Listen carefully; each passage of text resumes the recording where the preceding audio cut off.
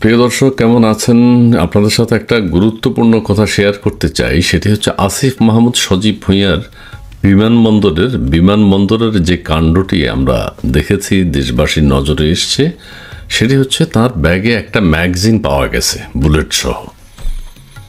এখন যারা আমরা দেশ বিদেশে যাতায়াত করি তারা নিশ্চয়ই জানেন, চেকিংয়ের সময় কোনো কিছু যদি অবৈধ পাওয়া যায় বা তাদের সন্দেহ হয়, তখন কিন্তু তারা কয়েকজন মিলেই সেটি চেক করে এবং ঊর্ধ্বতন কর্তৃপক্ষকেও ডাকা হয় যদি ভয়ঙ্কর কিছু বা বড় কিছু সন্দেহ করে তারা। সেই ক্ষেত্রে যিনি ওই লাগেজের মালিক তাকে কিন্তু সেটি দেয়া হয় না, এবং সবাই মিলে যখন সিকিউরিটি সিদ্ধান্ত নেয় যে ব্যাগের মালিক বা লাগেজের মালিককে এখন ডেকে এটি ওপেন করা হবে, এবং ওপেন করা হলে যদি সন্দেহজনক কিছু পায় সেটি কিন্তু আইনশৃঙ্খলা বাহিনী বা সিকিউরিটির দায়িত্বে যারা থাকেন তারা রেখে দেন। সেটি কখনো ও লাগেজ ওনারের কাছে দেয়া হয় না, যেটি আমাদের বিমানবন্দরে ভুল করেছে। ওই ব্যাগটি অবৈধ জিনিসটি পেয়ে আসিফ মাহমুদ সজীব ভুঁইয়ার হাতে দিয়েছেন, আসিফ মাহমুদ সজীব ভুঁইয়া তার পিএসকে দিয়েছেন। এটা কোনো দিন কোনো এয়ারপোর্টে এই কাণ্ড হতে পারে না। যদি সন্দেহজনক সামান্য কিছু একজনের ব্যাগে, একটা হ্যান্ডব্যাগে একটা ওই যে সেলফি স্টিক ছিল, সেটা সন্দেহ হয়েছে, এবং সবাই মিলে নিরাপত্তা কর্মীরা বিভিন্ন দেশে যাওয়া হয় আর কি, ওই ব্যাগ সন্দেহ করে ঊর্ধ্বতন কর্তৃপক্ষকে ডেকে এইটা ওই ব্যাগ ওনারের সামনে খোলা হয়েছে, এবং খোলার পর ওইটা আর তাকে নিতে দেয়নি যেহেতু সন্দেহ হয়েছে। আচ্ছা, তো এইভাবে আমাদের এয়ারপোর্টে এটা একটা আন্তর্জাতিক বিমানবন্দর, আন্তর্জাতিক আইন কিন্তু লঙ্ঘন করা হয়েছে। এতে কিন্তু বাংলাদেশের বিমানবন্দরটির বদনাম হয়ে যাবে। আরেকটি কথা যেটি কনসার্ন এবং সবাই যেটা নিয়ে চিন্তা করছে, যে আসিফ মাহমুদ সজীব ভুঁইয়ার আরও 2টা ব্যাগ ছিল, সেই ব্যাগে পার্ট নাকি অস্ত্র রাখা ছিল। আপনার পিস্তল হতে পারে বা অন্য কোনো একটা, যেহেতু আমরা জেনেছি যে সেখানে ম্যাগাজিন পাওয়া গেছে, বুলেট পাওয়া গেছে, আরও 2টো ব্যাগ নাকি ছিল, সেখানে পিস্তলের অংশ বিশেষ, এক ব্যাগে এক অংশ, অন্য ব্যাগে আরেক অংশ, এইভাবে ছিল, মানে জোড়া লাগানোর পরে একটা অস্ত্র হয়ে যেত। আচ্ছা, অর্থাৎ বিচ্ছিন্নভাবে তিনি নিয়ে যেতে চেয়েছিলেন, এটা অনেকে সন্দেহ করছে।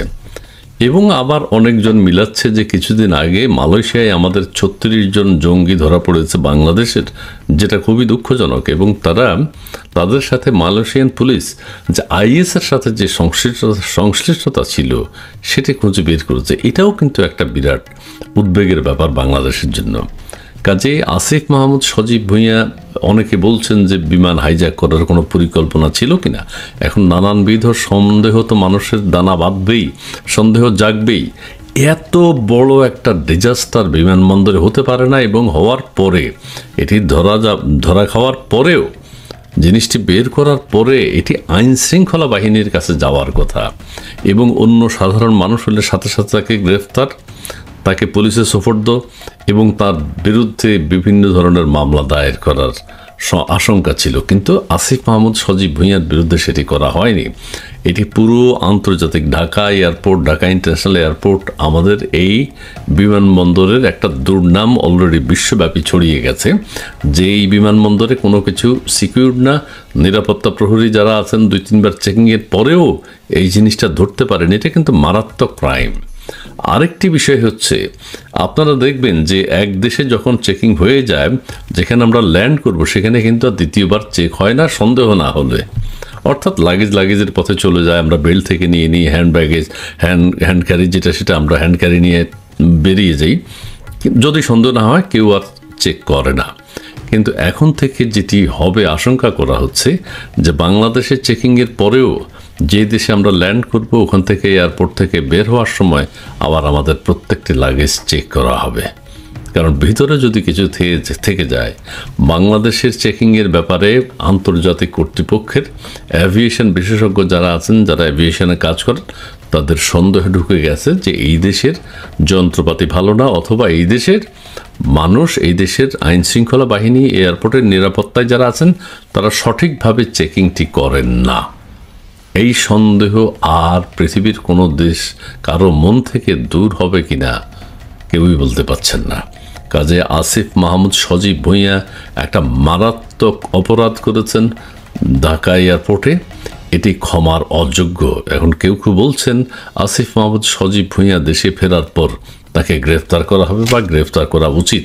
আরেকটি বিষয় হচ্ছে তিনি কোন জায়গা থেকে এটি লাইসেন্স নিয়েছেন, সেই লাইসেন্সটি জনগণের সামনে প্রদর্শন করা। আমি আবারও বলছি, কেউ কেউ সন্দেহ করছেন আসিফ মাহমুদ সজীব ভুঁইয়াকে টার্কিশ এয়ারলাইন হাইজ্যাক করার কোনো পরিকল্পনা ছিল কি না। মাহমুদ সজীব ভুঁইয়াকে নিয়ে যে কাণ্ডটি ঘটেছে, সেই কাণ্ড থেকে আসিফ মাহমুদ সজীব ভুঁইয়ার নিষ্কৃতি পাওয়ার কোনো সুযোগ নেই।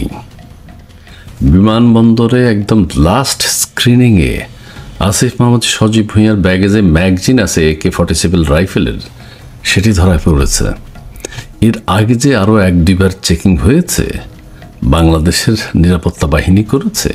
তারা কি করেছে? তারা এটা কি দেখতে পায়নি? তাদেরকে নিয়েও তো সন্দেহ আছে। তারা কি তার ব্যাগ তল্লাশি করে নাই? তাদেরকেও আইনের আওতায় আনা উচিত। একেবারে প্লেনে ওঠার আগে শেষ মুহূর্তে আসিফ মাহমুদ সজীব ভুঁইয়ার ব্যাগে ম্যাগজিন পাওয়া গেছে। তিনি বলেছেন ভুলবশত এটি হয়েছে, তার পিএসের কাছে সেটা তিনি দিয়েছেন। এটা হতে পারে না, পিএসের কাছে দেওয়ার কোনো সুযোগ নেই। এটা আইন শৃঙ্খলা বাহিনীর নিয়ন্ত্রণে নিতে হবে, আইন শৃঙ্খলা বাহিনীর কাছে থাকা উচিত এটি। কিন্তু ম্যাগজিন পিএসের কাছে দেওয়া হয়েছে, এটা হয় না। আর ভুলবশত তিনি কিভাবে বলেন? ভুলবশত তো সড়ক দুর্ঘটনাও ঘটে। সড়ক দুর্ঘটনায় কেউ তো কাউকে ইচ্ছে করে মারে না, কিন্তু যিনি অপরাধী, চালক বা যেই হন, তাকে আইনের আওতায় আনা হয় এবং তিনি যদি দোষী সাব্যস্ত হন, তার ফাঁসি হয় অথবা জেল হয় বা বিভিন্ন ধরনের অর্থদণ্ড হয়। ভুলবশত অ্যাক্সিডেন্ট হয়, ইচ্ছা করে তো কেউ করে না।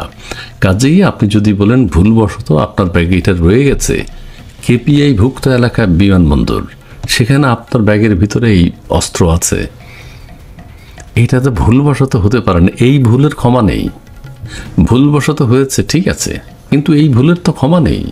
সড়ক দুর্ঘটনায় অ্যাক্সিডেন্ট হয়ে একজন মারা গেল বা আহত হলো, যিনি কাজটা করলেন তিনি তো ভুলবশত করেছেন, এটার তো কোনো ক্ষমা নেই।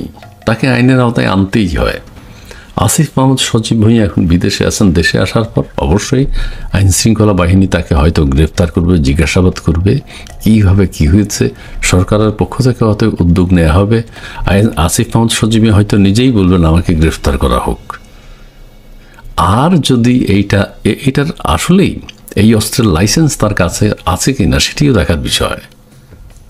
লাইসেন্স থাকলে এটি AK-47 রাইফেলের কি লাইসেন্স হয়? কারণ নিরাপত্তার জন্য কি AK-47 লাইসেন্স রাইফেল দেয়া হয়? সেটিও যাচাই করতে হবে তার সত্যিকার অর্থে লাইসেন্স আছে কিনা। আর যদি হয় যে না, আমরা যে আন্দোলন সংগ্রাম করেছি, জুলাই আগস্টের ঘটনা ঘটিয়েছি, আমাদের AK-47 রাইফেল সবার ঘরে ঘরে আছে, সেটা হলে অস্ত্রের উৎপত্তি কোথায়, এটা ঠিক আছে। আপনারা জুলাই আগস্টে যে ঘটনা ঘটিয়েছেন, আপনাদের সবার কাছে AK-47 রাইফেল আছে, আপনারা সশস্ত্র বিপ্লব করতে চেয়েছিলেন, সেটা হলে সেটাও আপনাকে স্বীকার করতে হবে। অথবা কে আপনাকে লাইসেন্স দিয়েছে সেটা খুঁজে বের করতে হবে। AK-47 এর লাইসেন্স সত্যি হয় কিনা সেটা বের করতে হবে। তার কাছে কতগুলো অস্ত্র আছে সেটাও জানতে হবে। এখন তিনি যখন দেশে আসবেন, তাকে গ্রেফতার করলেই সকল কিছু হয়তো রিমান্ডে নেওয়ার পর জাতি জানতে পারবে।